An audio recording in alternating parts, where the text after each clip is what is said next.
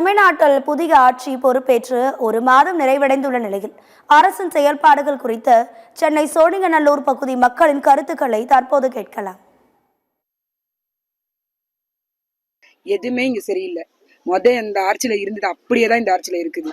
எதுவுமே சரி கிடையாது. தண்ணி வசதி கிடையாது, காவாய் எடுக்கிறது கிடையாது, கரண்ட் கிடையாது, கிளீனிங் கிடையாது. பில்டிங்கு ஒரு பில்டிங்கை நீங்க ஏறி பாருங்க, அது எந்த கோலத்துல இருக்குன்னு பாருங்க. இங்க ஒரு மாற்றமும் கிடையாது.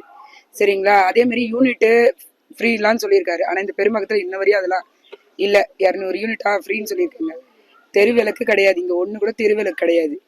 எந்த மாற்றமும் இந்த பெரும்பாக்க சோழிங்கநல்லூர்ல எந்த மாற்றமும் வரல. இம்ப்ரூவ்மெண்ட் நிறைய இருக்குண்ணா. இந்த எம்எல்ஏ நிறைய விசிட் பண்றாங்க அடிக்கடிக்குங்க.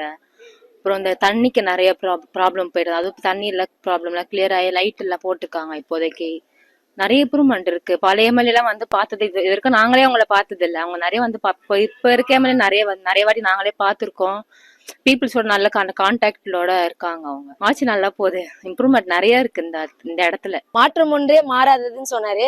அந்த மாற்றம் இந்த இடத்துல சுத்தமா கிடையாது. நாங்க வர்றப்ப இந்த பில்டிங் எப்படி இருந்துச்சோ அதே மாதிரிதான் இன்னமும் இருக்கு.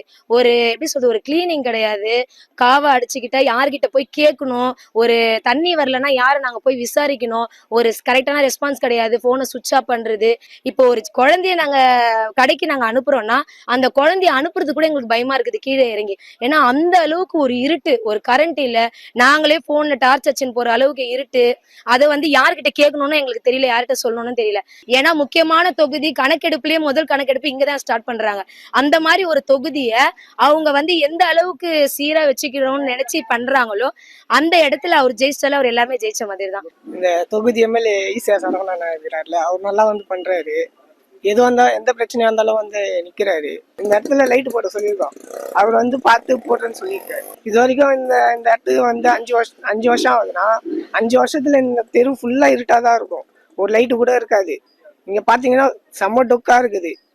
என்ன நடக்குது ஏது நடக்குதுன்னே தெரியாது. ஒரு கேமரா கூட இல்லை இந்த இடத்துல. இப்ப நாங்க பில்டிங் சார்பா கேமரா போட்டு வச்சிருக்கோம். இப்ப நாங்க சொல்லியிருக்கோம், அவர் செஞ்சு செய்யறேன்னு சொல்லியிருக்காரு.